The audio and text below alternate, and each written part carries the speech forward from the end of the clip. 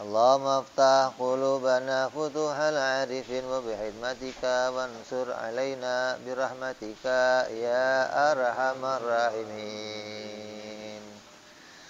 Ilankal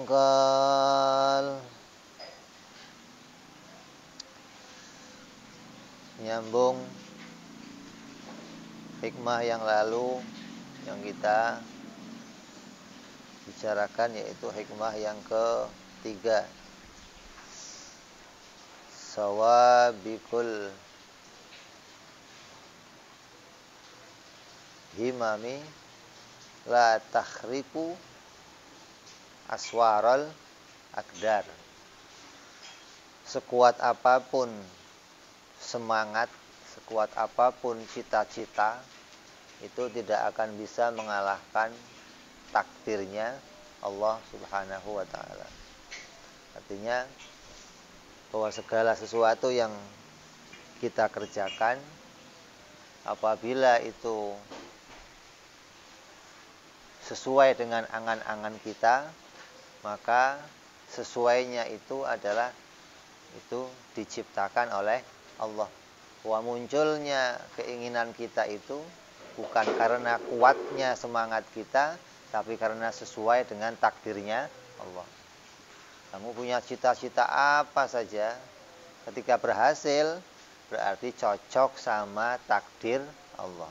Kalau nggak berhasil berarti nggak cocok sama takdirnya Allah. Karena apapun yang akan muncul itu yang ditakdirkan oleh Allah. Apa yang tidak akan muncul, ya yang tidak ditakdir oleh Allah. Jadi apapun ini, apapun yang muncul pasti ditakdir oleh Allah. Apapun yang tidak muncul itu karena tidak ditakdir oleh Allah. Jadi ketika melihat keadaan ini, maka kita diperintahkan untuk iman kepada apa yang ditakdirkan oleh Allah Subhanahu wa ta'ala. Apa sih buahnya iman kepada takdir? Untungnya apa? Keuntungannya apa saya ini iman kepada takdir? Kenapa saya harus iman kepada takdir? Dan apa keuntungannya? Keuntungannya iman kepada takdir yang pertama adalah seseorang akan hidup dengan tenang. Orang yang iman kepada takdir, maka dirinya akan hidup dengan tenang. Kenapa kok tenang? Karena dirinya tahu bahwa segala apapun yang dia terima itu berasal dari pilihannya Allah Subhanahu wa ta'ala. Apapun yang saya terima, apapun yang terjadi, apapun ini semua terjadi karena dipilih oleh Allah, karena diketahui oleh Allah, karena dibagi oleh Allah. Nah, yang saya nggak terima, ya karena Allah nggak mentakdirkan. Sehingga hidupnya ya tenang, nggak terus jadinya kenapa saya nggak dapat ini, kenapa saya nggak jadi itu, kenapa saya nggak. Ini diantara keuntungannya kita iman pada takdir, hidupnya seseorang akan bisa menjadi orang yang tenang. Yang kedua, diantara keuntungannya hidupnya akan penuh dengan tawakal kepada Allah.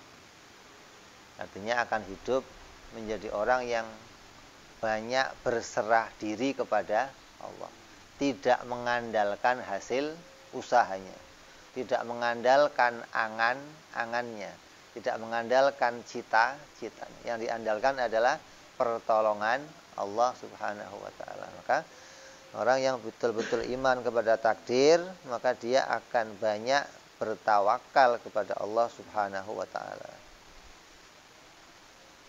Yang ketiga, di antara keuntungannya, buahnya orang itu iman kepada takdir adalah hidupnya tidak pernah menyalahkan orang lain. Ini yang mulai berat ini. hidupnya tidak pernah menyalahkan orang lain. Kita asal kesenggol orang di jalan, yang disalahin siapa? Orang. Lu mata lu kemana? Lu nggak lihat gue segede gini, masih ditabrak juga. Yang disalahin siapa? Rasul Shallallahu Alaihi Wasallam punya abdi dalam.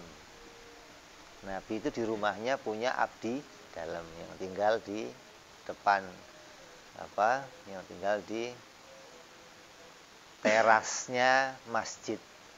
Di Madinah itu Nabi rumahnya samping dengan masjid. Nah, di depannya masjid itu ada teras, di situ namanya Ahlus Suffah tinggal di situ. Yang dia ngeladeni urusannya Nabi Shallallahu Alaihi Wasallam. Ada seorang yang menjadi abdi dalam Nabi namanya sahabat Anas bin Malik radhiyallahu an. Kata sahabat Anas apa? Saya 10 tahun mengabdi kepada Nabi. Setelah 10 tahun dia permisi untuk kawin, lalu untuk lepas dari rumah Nabi untuk membina kehidupan sendiri, maka diizinkan. Nah, setelah lepas, maka orang-orang nanya, Anas, selama 10 tahun kamu bersama Nabi, kesan apa yang paling indah yang kamu dapati bersama Nabi? Cerita dia, di antara kesan-kesan yang banyak, dengan kebaikan Nabi, dengan fisiknya Nabi, dengan kelembutan Nabi. Kesan yang paling dia ingat apa? Selama 10 tahun saya tidak pernah mendengar Nabi ngomong, kenapa kamu ngelakuin ini, Anas? Kenapa kamu enggak begini, Anas? 10 tahun enggak pernah dengar itu. Apa tandanya? Nabi enggak pernah menyalahkan orang lain pada sesuatu apapun yang terjadi. Nabi begitu mengimani kepada yang terjadi itu cocok sama takdirnya Allah. Nah, kita kan seringnya begitu. Kalau sudah ada hal yang terjadi nggak cocok sama yang kita maui, ini kenapa begini? Kenapa enggak begini? Itu selalu begitu. Itu tandanya kita masih menjadi orang yang tidak melihat kepada takdirnya Allah, tapi melihat yang terjadi itu atas hasil kerjanya seseorang, yang terjadi itu karena kesalahan seseorang, yang terjadi karena keteledoran seseorang, maka sering kita marah, sering kita ini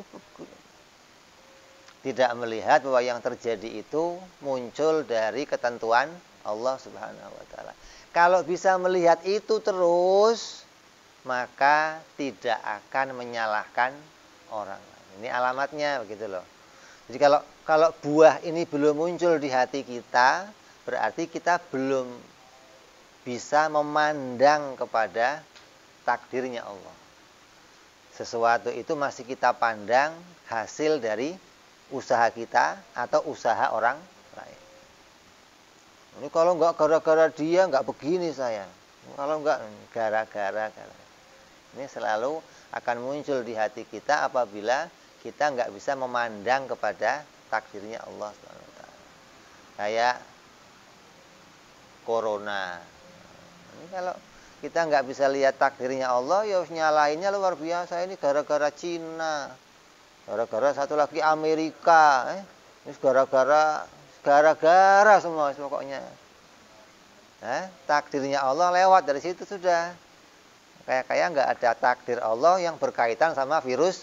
Allah mah nggak takdirin virus. Kok Allah nggak takdirin virus? Loh, gimana sih?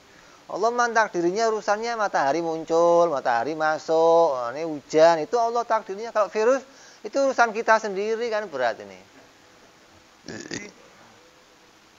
Jadi ketika perkara ini belum muncul di hati kita, berarti kita belum mendapat buah dari mengimani takdirnya Allah Subhanahu wa taala. Makanya kata guru-guru kita itu, ngaji tauhid itu cepat, gampang. Cuma sifat 20. Enggak lama ngaji tauhid itu.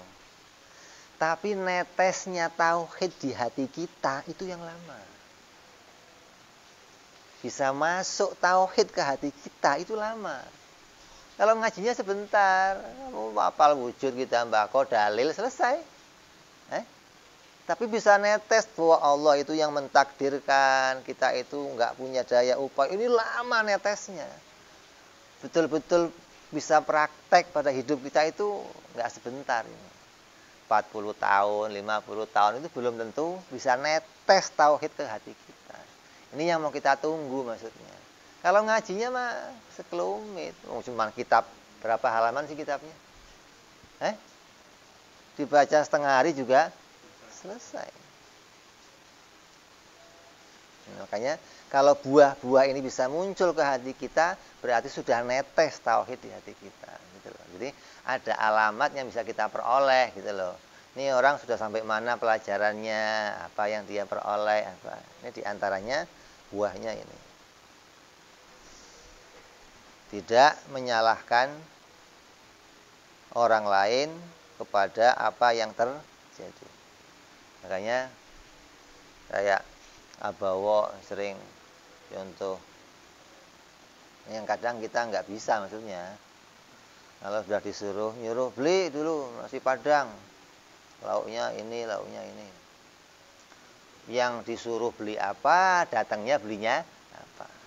Begitu datang dapatnya lain sama yang disuruh. Begitu dibuka, nah kalau kita kan lain. Lu kuping kemana sih? Gua pesannya apa, dapatnya apa enggak? Ini yang saya tunggu, Masya Allah. Lama saya nggak makan ini. Ya Allah, nah, kita kan nggak bisa begitu. Yang keluar, Masya Allah. Ini netesnya itu lama gitu loh.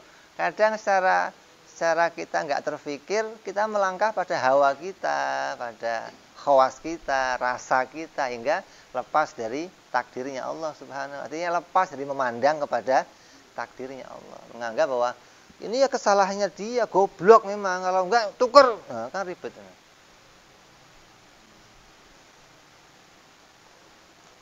Ada lagi guru-guru kita itu naik motor ketabrak. Itu ditabrak, dia jatuh dia bangun, ambil duit kasih, yang nabrak minta maaf saya, Masya Allah, gara-gara ada saya kamu nabrak, kalau saya nggak lewat kamu nggak nabrak, ini yang salah kan, berat ini. Kamu ditabrak jelas-jelas, minta maaf. Kata dia apa, gara-gara saya kesini kamu jadi, kalau saya nggak keluar rumah kamu nggak nabrak saya yang salah memang, kenapa keluar rumah. Ini kan berat ini.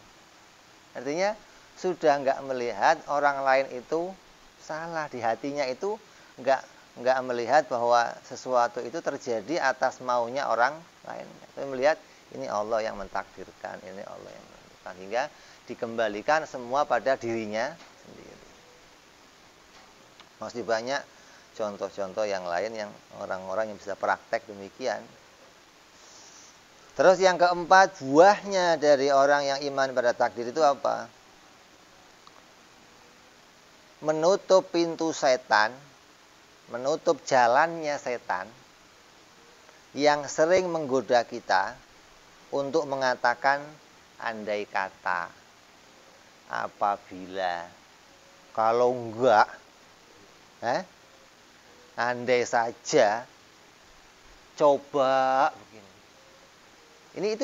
Itu bisikan dari setan untuk kamu menyesali kepada apa yang sudah terjadi, untuk kamu enggak ridho pada apa yang sudah terjadi. Sedangkan kita ini harus iman pada takdirnya Allah, harus ridho. Takdir pahit ya harus ridho, takdir manis ya harus ridho, takdir taat harus ridho, takdir maksiat ya harus ridho. Gimana kok takdir maksiat ridho? Ya taubat. Ridhonya orang yang maksiat itu melakukan Tobat. Kalau ngerasa, oh saya mau nggak salah, nah ini nggak ridho namanya. Nggak ngakui dirinya dijadikan orang yang salah.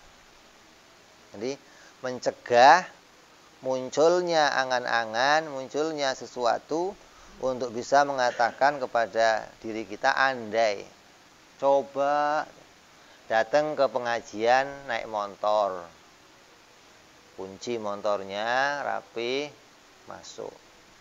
Begitu ngaji pulang motornya hilang. Terpikir apa? Nah, coba kalau nggak ngaji, kan jahat ini. Itu setan itu. Coba kalau nggak, ya nggak mungkin kamu nggak ngaji, nggak mungkin sudah terjadi ngaji kok coba kalau nggak ngaji, kan nggak mungkin.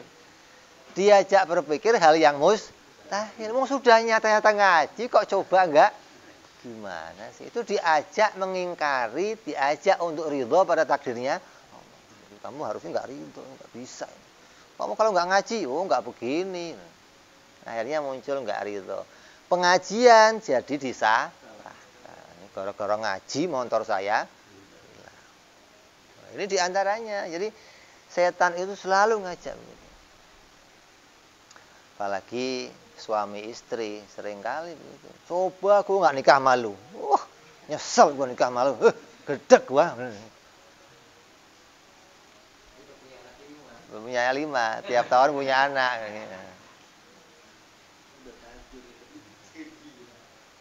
Bapak sama anaknya, coba dulu nggak gua lahirin loh, gua empet biar nggak lahir. Nyesel gua lahirin lo nih.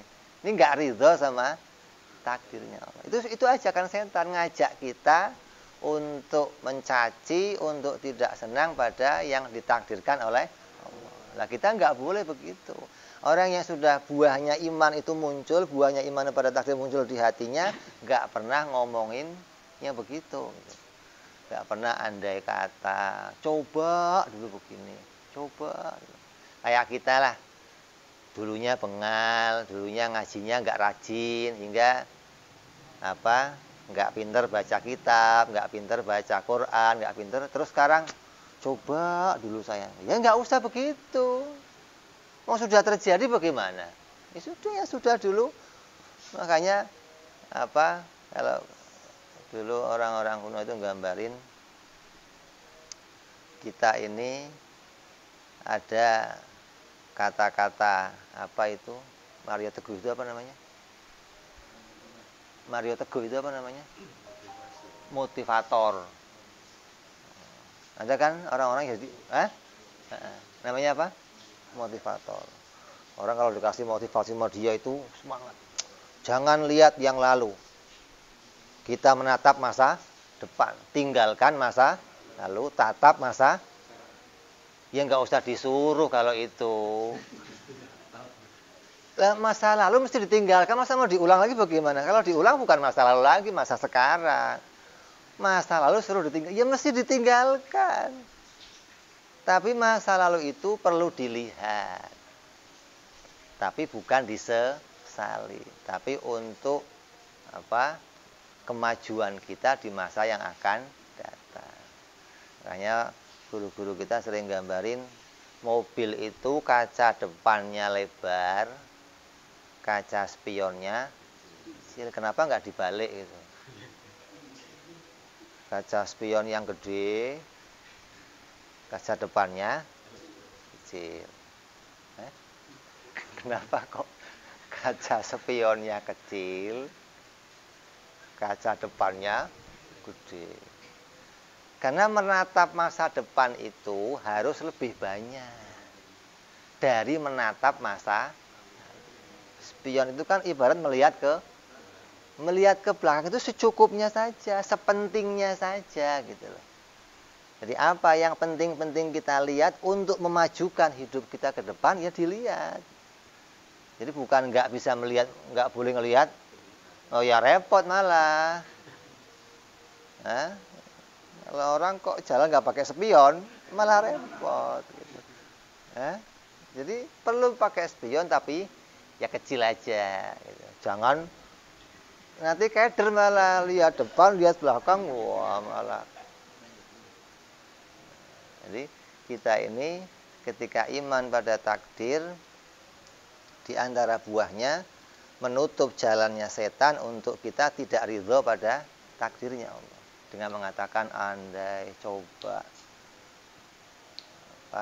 seperti kata-kata penyesalan yang demikian. Kayak ini penting. Terus dari penjelasan ini lalu musanniful kitab Imam Ahmad Ibnu Athilah radhiyallahu an melanjutkan hikmahnya yang keempat. Beliau berkata, arih nafsaka minat tadabburi fama qama bihi ghairuka anka la tagum bihi li nafsika. Kata beliau, ringankanlah dirimu. Ringankanlah dirimu atau ringankanlah pikiranmu dari kesibukan mengatur dunia. Dari kesibukan berangan-angan. Ringankanlah dirimu. Maknanya nggak usah ngatur yang berat. Mikir itu nggak usah gimana sampai stres. Kenapa? Kan sudah diomong sebelumnya bahwa semuanya itu harus cocok sama takdir. Kamu ngotot kayak apa harus cocok sama. Nah ketika harus cocok ya sudah yang ringan-ringan saja, nggak usah yang berat. Lah untuk apa yang ringan-ringan? Ya untuk pantas-pantas maksudnya, biar dia kayak jadi manusia lah begitulah. Kok sama sekali nggak mikir, kayaknya kayak botol maksudnya. Orang kok anteng, nggak pernah mikir, nggak pernah kayak botol. Tapi kalau masih cerita yang akan datang masih masih kayak manusia lah maksudnya begitu. Itu maksudnya diringan-ringan, maksudnya jangan terus sampai muka udah jelek, tambah melkitut, tambah gara-gara mikirin listrik belum dibayar, anak belum Ini disuruh ringan-ringankanlah pikiranmu, gitu loh. Ringan-ringankanlah beban dirimu. Kenapa? Toh yang akan kamu dapat itu bukan yang cocok sama pikiranmu, tapi yang cocok sama takdirnya Allah. Jadi kamu berangan-angan panjang, ngotot kayak apa, kalaupun cocok itu bukan hasil dari, tapi hasil dari ketentuan Allah Subhanahu wa taala. Jadi kalau saya mikir boleh enggak? Ya boleh saja mikir, biar jadi manusia kan mikirlah dikit lah maksudnya. Kalau enggak mikir-mikir banget kayaknya Masya Allah. Kenapa saya kok disuruh meringankan? Kata Imam Ahmad, fama qamaka bihi ghairuka anka la tagum bihi linafsika. Sebab apa yang sudah dijamin, diselesaikan oleh selain dirimu, maka tidak usah lagi engkau sibuk memikirkannya.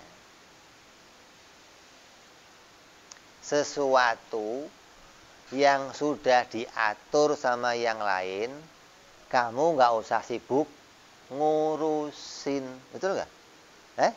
Kalau ada orang sudah diatur sama orang lain, dia masih sibuk ngurusin, yang ngurusin bingung, ini orang ngapain, sudah diatur masih begini. Kalau sudah ada orang lain yang ngatur, kamu nggak usah ikut atur. Sebenarnya hidup kita ini sudah diatur oleh Allah Subhanahu wa taala. Jadi kamu nggak usah ngotot-ngotot ngatur, nanti saya mau jadi presiden, nanti saya mau jadi menteri, saya mau jadi bupati, saya terus ngotot-ngotot sampai akhirnya masuk rumah sakit jiwa gara-gara nggak berhasil. Gara-gara apa? Ngotot, angan-angannya harus terwujud. Dia nggak iman bahwa yang terjadi itu pasti cocok sama takdirnya Allah Subhanahu wa taala. Ini katakan arih, ringankanlah, atau kata orang itu yang royid, nggak usah ngotot. Kamu ngotot ya segitu, kamu nggak ngotot, milih mana? Lah milih nggak ngotot itu namanya keringetnya sayang. Yang ngotot itu urusan ibadah, itu ngotot kamu. Artinya urusan yang nggak dijamin sama Allah. Apa itu? Akhirat. Kalau dunia semua dijamin sama Allah. Kalau akhirat nggak dijamin. Itu yang kamu harus cari, ngotot. Ibadah, nambah lagi, terus ngotot. Kalau urusan dunia nggak usah ngotot-ngotot. Kenapa? Allah sudah menjamin siapa yang akan dapat rezeki sekian, dapat. Kalau urusan akhirat, urusan surga neraka, ya kamu harus semangat, harus ngotot. Jangan surga udah diatur, sholat dong, gampang.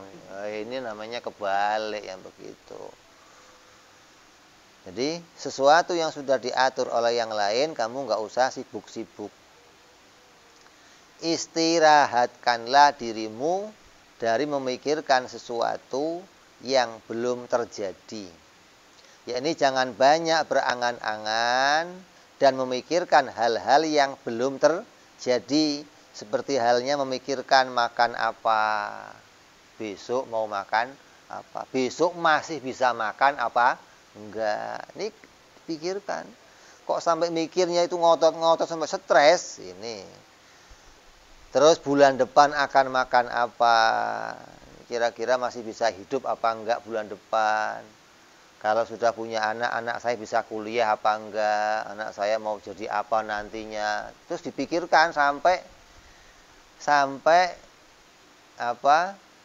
menjadi orang yang meninggalkan perintah-perintah dirinya sebagai seorang hamba. Ini orang-orang yang keliru di dalam mengimani sesuatu. Yang harusnya dia itu ringankan dirinya, malah dia menjadikan beban untuk dirinya. Karena kenapa kita disuruh meringankan?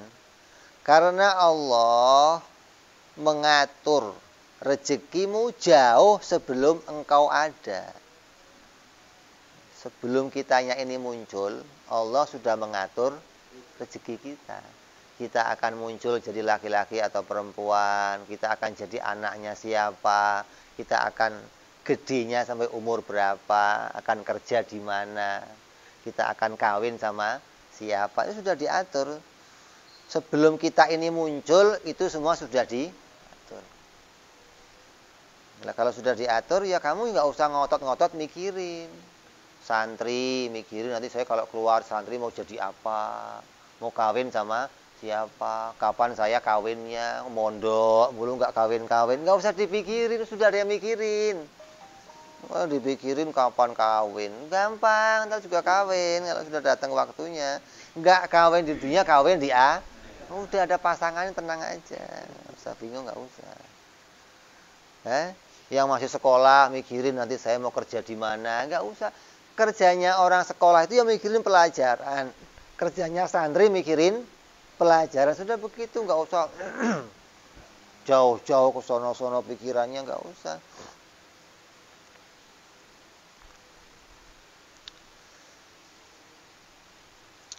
Begitu juga Allah telah mengatur ajalmu, nikmat dan cobaan yang akan diterima oleh kita sudah diatur oleh Allah.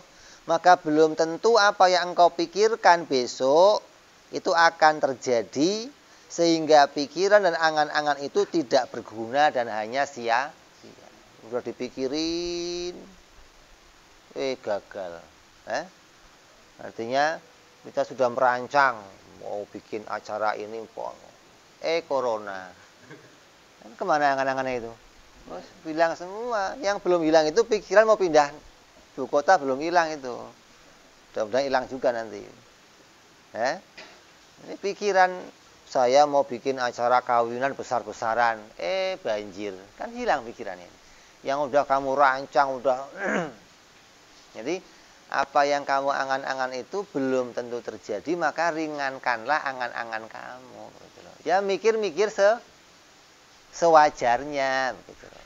Apa saja sih yang kita ini boleh mikir, apa saja yang kita ini nggak boleh mikir.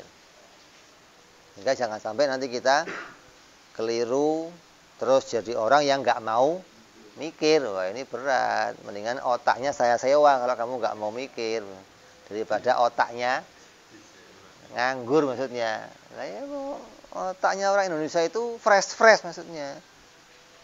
Ada nggak dipakai apa-apa maksudnya? Orisinil. Ada dua macam rancangan. Ada dua macam angan-angan. Satu, rancangan atau angan-angan yang dicela oleh Allah.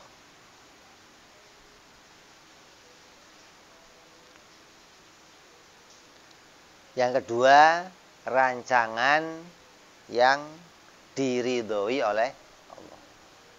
Jadi berangan-angan itu kan amal. Kita bicara yang lalu kan, wah semua tindakan kita adalah amal. Geraknya badan kita ya amal, geraknya pikiran kita juga amal. Nah, ketika pikiran ini bergerak merancang sesuatu, maka rancangan itu bisa jadi amal yang mendatangkan ridhonya Allah, bisa menjadi rancangan yang mendatangkan murkanya Allah, mendatangkan ancaman dari Allah. Yang pertama, rancangan yang mendatangkan ridho, yang dicela oleh Allah, yaitu rancangan yang membuat kita tambah jauh dari Allah. Di apapun yang kita rancang, ketika rancangan itu menambahkan jauhnya kita kepada Allah, maka rancangan itu rancangan yang diancam oleh Allah, diancam hukuman oleh Allah. Jadi pikiran itu harus ditata. Jangan pikiran itu liar seenaknya. Pikirannya kayak di rimba di hutan lah, bebas. Mau mikir apa terserah, nggak boleh. Pikiran itu juga diatur. Ketika pikirannya kok melangkah pada hal-hal yang tidak diridhoi Allah, ya diancam pikiran itu. Yang pertama,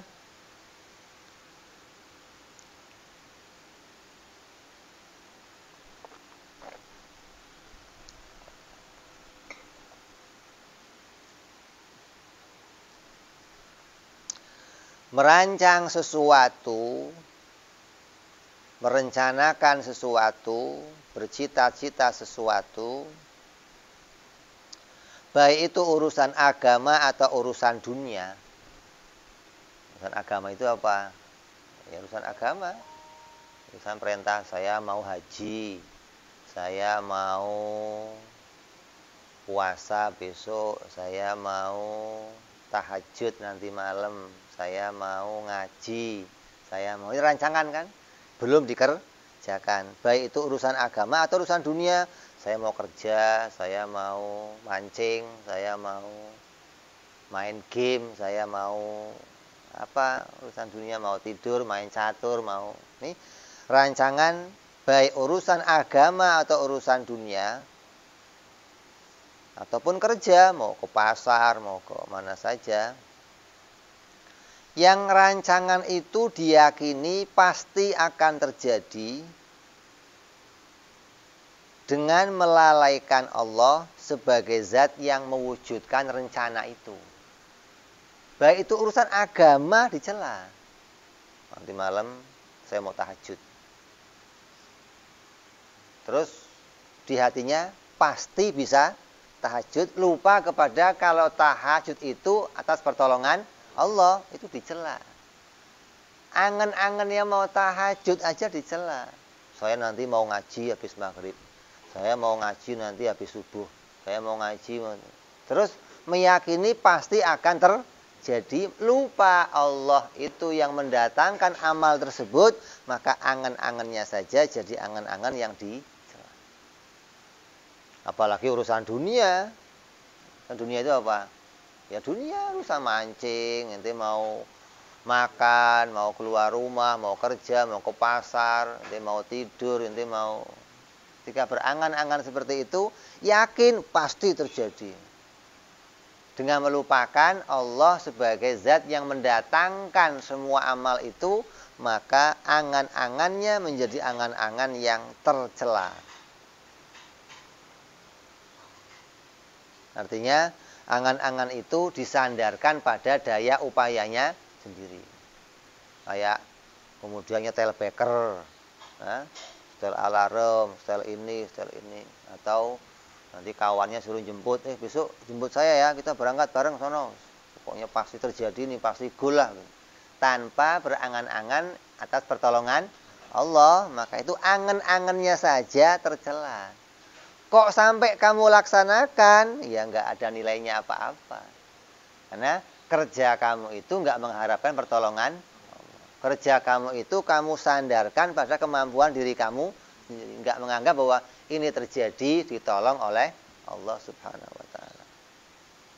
Itu rancangannya saja menjadi rancangan yang tercela. Yang kedua, merancang sesuatu baik urusan agama atau urusan dunia disertai melalaikan perintah Allah. Saya mau ngawinin anak saya. Perintah agama enggak? Nah, kawin urusan perintah agama. Terus saya rancang, oh nanti yang masak sekian, yang dekor sekian, yang bagian ngerias sekian, bagian nata panggung sekian, dirancang ini. Tapi yang ngerias nggak sholat, ada nggak begitu? Yang nata panggung nggak sholat, yang bagian snack nggak sholat, kenapa? Oh gua seharian masak nggak sempet sholat. Yang mantennya nggak sholat. Saya dirias dari pagi sampai malam jadi nggak bisa sholat. Mertuanya nggak sholat, kenapa? Gua sibuk nerima amplop, salaman mulu, jadi gimana lagi? Ntar sholatnya habis acara. Ini tercela. Jadi ngerancang angan-angan untuk pekerjaan dunia atau apalagi dunia, wong urusan agama saja dicela. Ketika rancangannya itu sampai meninggalkan perintah agama. Apalagi kok urusan dunia, bangun bikin pos kampling, bikin sampai meninggalkan perintah agama, ini dicela. Jadi jangan terus, ini mah urusan agama nggak apa-apa. Ya nggak boleh juga. Baik urusan agama ya perintah agama harus tetap dilaksanakan. Ini aturannya begitu. Terus dilarang pula kita merancang dunia untuk dunia. Merancang dunia untuk dunia. Saya mau kerja biar dapat duit. Kalau dapat duit mau saya pakai jalan-jalan. Ini namanya ngerancang dunia. Enggak boleh. Jadi apapun yang kamu rancang itu nanti hasilnya harus untuk urusan akhirat. Kalaupun ada dunia yang kamu dapat itu ngikut, bukan jadi tujuan. Jadi tiap yang kamu rancang, saya mau kerja, saya mau buka perusahaan, saya mau bikin ini sama bikin. Hasilnya nanti harus kembali ke urusan akhirat. Nggak boleh urusan dunia yang kamu rancang itu hasilnya murni juga hanya untuk urusan dunia, maka itu rancangan kamu jadi rancangan yang tercela. Contoh, saya bercita-cita pengen jadi dokter. Kalau udah jadi dokter mau ngapain? Saya mau kerja, mau bikin rumah, mau bisa luar negeri, bisa. Ini nggak ada urus. Ini cita-citanya saja tercela. Gitu. Nah, kalau orang kok saya mau jadi dokter, terus kamu ngapain? Nanti saya mau nolong orang Islam. Kalau ada para guru-guru sakit ya saya gratisin. Kalau ada santri sakit saya gratisin. Ini cita-citanya sudah cita-cita untuk cari dunia, tapi hasilnya untuk akhirat. Gitu loh maksudnya. Jadi dilarang bercita-cita urusan dunia, kembalinya hanya untuk urusan dunia. Terus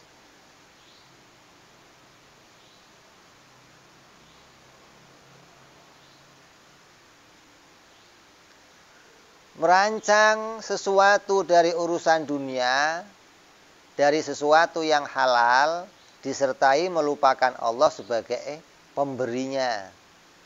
Artinya mau beli mobil, tapi lupa kalau itu hartanya dari Allah. Dianggap begitu beli mobil, saya sudah berhasil beli mobil. Saya sudah berhasil pergi haji. Saya sudah berhasil. Dianggap itu semua atas hasil dari uangnya sendiri. Maka itu rancangan yang tercela.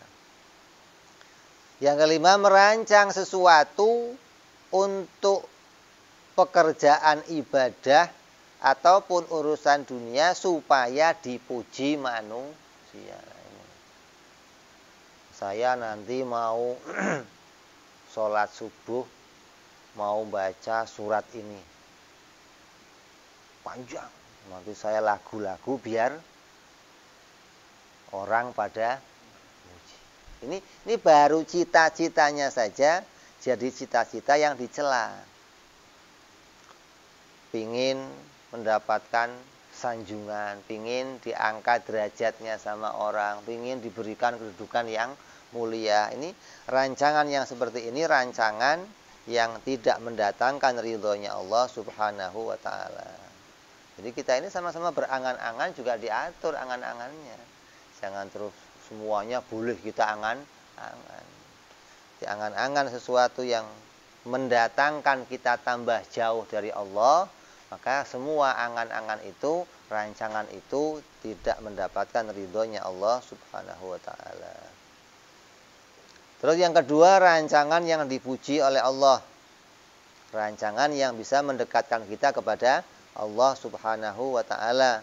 Seperti merancang baik urusan dunia ataupun urusan akhirat dengan berpegang kepada daya upayanya Allah. Berpegang pada pertolongan Allah. Saya nanti mau tahajud, saya nanti mau pergi haji, saya nanti mau umroh, insya Allah. Ini selalu ada insya Allah.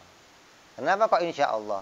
Karena insya Allah itu menguatkan hati kita bahwa itu enggak terjadi atas diri kita sendiri. Bahwa itu semua akan terjadi karena pertolongan Allah.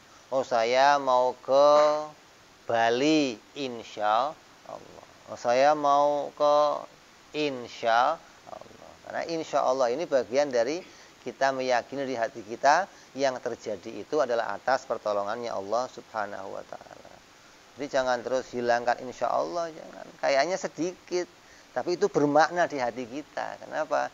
Menyandarkan bahwa itu semua tidak kita akui dengan kemampuan kita sendiri.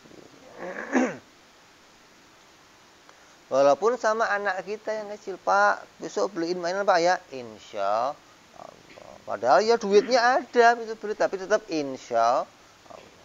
Jadi tidak menyandarkan bahwa itu semua akan terjadi atas maunya kita sendiri.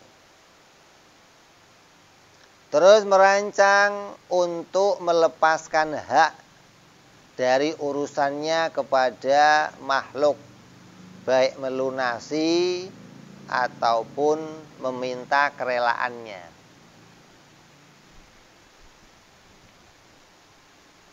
Ada orang-orang yang hari-hari sebelumnya itu Allah jadikan orang-orang yang rusak, orang yang lupa, orang yang nakal, sering berbuat dolim sama orang, sering mengambil haknya orang, sering makan tahu 3 bayar 1. Darmaji, ngaku siji, darmaji. Ada nggak begitu? Ada. Terus kamu bercita-cita, ya Allah, saya ini kok banyak dosanya ya Allah, banyak salahnya. Gimana caranya saya nebus dosa-dosa saya dulu? Saya makan haknya orang, saya ngambil haknya orang, saya pernah mukul orang, saya pernah nabrak orang, saya pernah berbuat dolim sama orang. Terus bercita-cita, berangan-angan gimana caranya bisa mendapatkan keridhaan orang yang telah kita dolimi, orang yang telah kita ambil hartanya, orang yang telah kita lakukan perbuatan yang tidak baik. Kita kepingin mendapatkan keridhaan mereka semua, maka angan-angan untuk ke arah itu angan-angan yang diridhoi oleh Allah Subhanahu wa ta'ala. Seperti nanti kalau saya ketemu sama si Anu, saya mau minta maaf. Saya kalau ketemu sama si Anu, nanti mau saya bayar utang saya. Saya kalau ketemu sama si Anu, nanti mau saya karena kesalahan manusia kepada Allah itu gampang diampuni. Tapi kalau kesalahan kita kepada sesama manusia ini enggak diampuni sebelum dapat keridhaan. Jadi kalau kita kok sekarang menganggap enteng ini hal-hal yang lalu-lalu yang kita pernah berbuat zalim kita anggap enteng. Nanti di akhirat akan semua terjawab. Jangan dianggap oh itu mau sudah lalu. Ya sudah lalu itu dicatat. Enggak ada satupun yang terlewat, enggak ada. Yang Darmaji juga dicatat. Dikira Darmaji enggak dicatat apa? Tetap dicatat maksudnya. Jangan terus bukan saya udah jadi orang soleh, udah mau enggak dicatat. Kata siapa? Tetap akan tertulis. Jelas gimana? Ya kita harus bisa meminta keridhaan mereka. Caranya gimana? Yang Darmaji itu caranya gimana? Kita pernah jadi Darmaji enggak?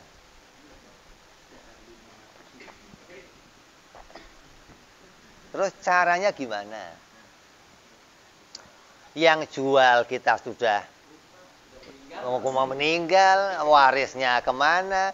Kalau kita masih ketemu warungnya, ya kita bayar. Bu, saya kemarin pernah ngambil makan tahu nih 3.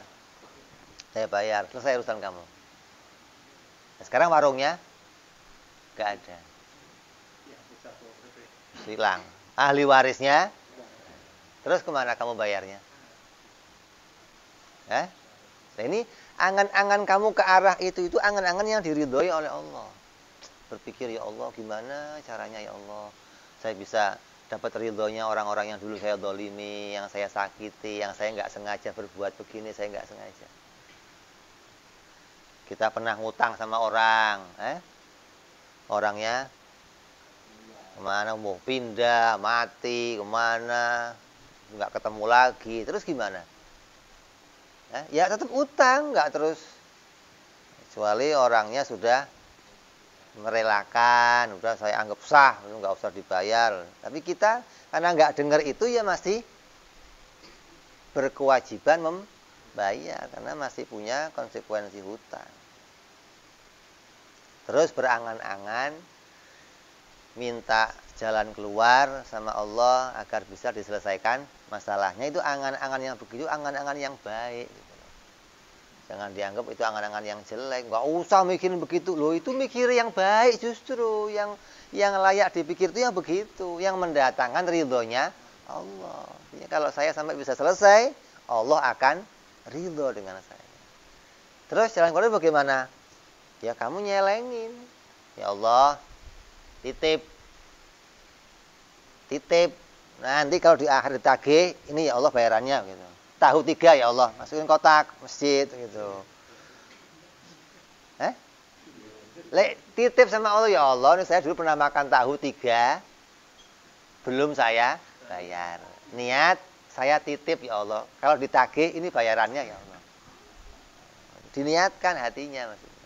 Saya dulu pernah begini, saya pernah begini. Sama dengan utang tadi. Saya pernah utang orang kemana titip ya Allah, ini saya pernah utang sama orangnya nggak ketemu titip. Ini kalau kira-kira hilang nggak itu? Enggak, tercatat, dititipkan. Begitu di akhir ditagih, kamu dulu bayar utang. Datang. Ini sudah dibayar nih. Oh iya ya, syukuran. Kamu ingat aja loh. Masa nggak ingat? Ini kamu berangan-angan untuk dapat keridhaan Allah Subhanahu wa taala.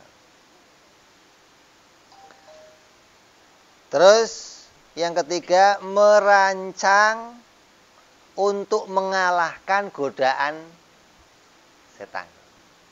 Untuk merancang mengalahkan godaan hawa nafsu.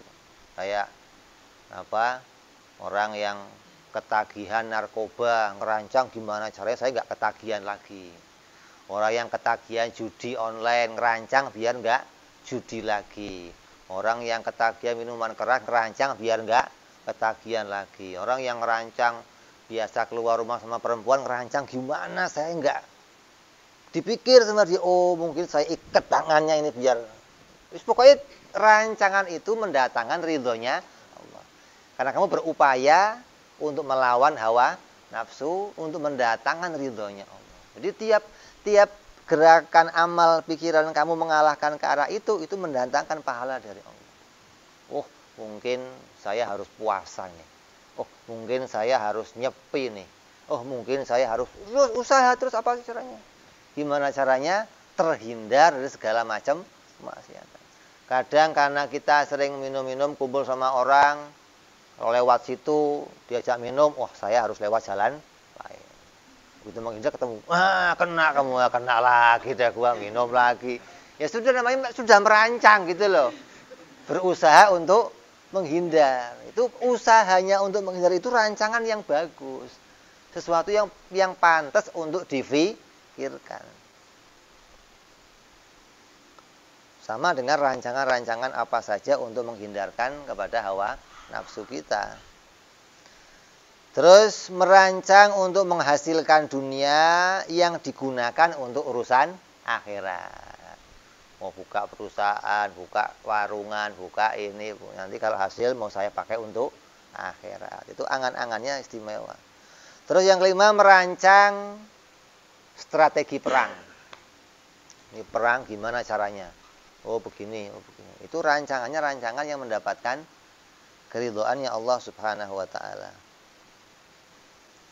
Terus merancang untuk bisa menghasilkan dunia yang halal untuk dinikmati dan bisa bersyukur kepada Allah.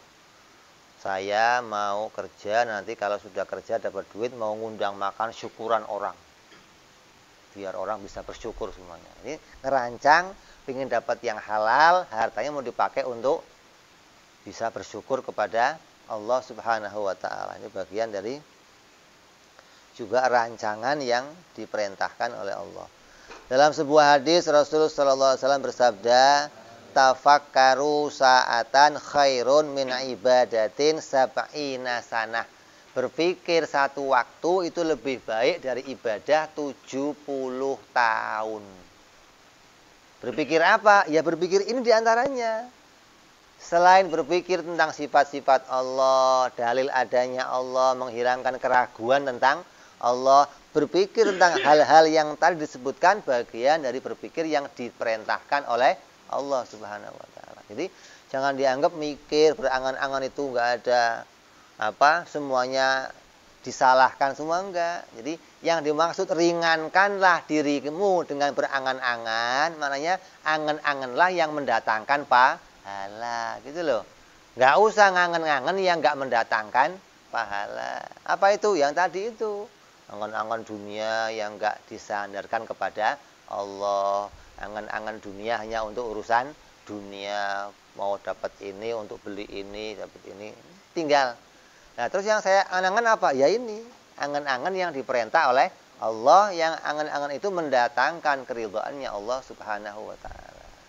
Ya, ini maksud dari sekelumit tentang maknanya arih nafsaka minat tadabbur. Insyaallah nanti akan kita sambung lagi besok. Masih menjelaskan tentang hikmah yang keempat. Ini akan jadi hikmah yang panjang, artinya banyak penjelasan yang akan bisa kita ambil. Untuk apa? Bagaimana caranya, akan dikasih tahu nanti.